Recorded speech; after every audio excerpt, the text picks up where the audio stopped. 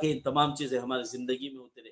عوام چاہے کچھ بھی بولے، عوام بولے گی نئے دن ایک جگہ میں جنازہ پڑھا رہا تھا، اب سے 1 ڈیڑھ سال پہلے کی بات ہے۔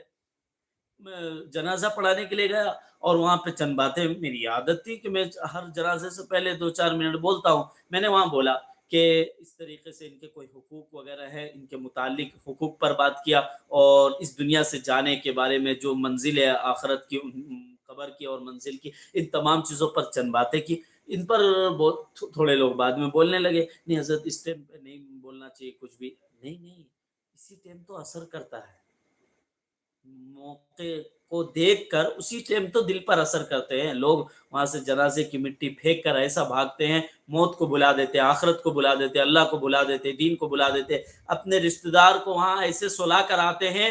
پھر تو گھر میں کیا، اپنے دل کے اندر بھی تھوڑا سا جگہ نہیں رہتا انہیں یاد کرنے کا۔